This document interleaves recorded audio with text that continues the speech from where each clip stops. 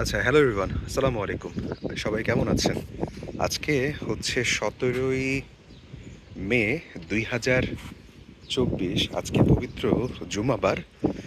এখন সকাল ১০টার মতো বাজে। আমি ছাদে আসছিলাম।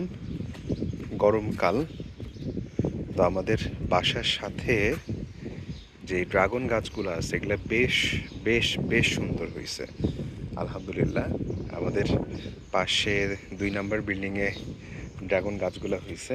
আর আমাদের বিল্ডিংয়ের উপরে ছাদের যে অবস্থা, এখানে কিছু করল্লা গাছ দেখা যাচ্ছে, মরিচ গাছ দেখা যাচ্ছে, পুঁইশাক, পেঁপে, ফুলগুলা বেশ সুন্দর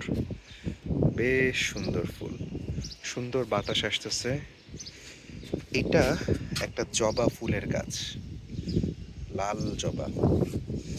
জবার অনেকগুলা ক্রাইটেরিয়া মানে ধরন আছে, রক্ত জবা আছে, সাদা জবা আছে, যাই হোক। এগুলাকে বলা হয় পত্তলিকা, খুব সম্ভব। নাম ভুল হলে আপনারা আমাকে কারেক্ট করে দিতে পারেন। আমাদের পাশের বিল্ডিং নতুন হচ্ছে, এখনো কনস্ট্রাকশনের কাজ বেশ অনেকটাই বাকি, এটারও কাজ চলতেছে। আশকোনা একটা অভিশপ্ত এলাকা আমার হিসেবে। এখানকার পানি নিষ্কাশন ব্যবস্থা জঘন্য খুবই জঘন্য। যাই হোক, এই গাছগুলো আমাদের প্রতিবেশীর গাছ, ওনারা রোপণ করেছেন, লাগিয়েছেন। আমরা যদি আরেকটু সামনের দিকে যাই তাহলে আমাদের গাছটা দেখি। এই যে এটা হচ্ছে গিয়ে, মা গো, কাটা খাইছি।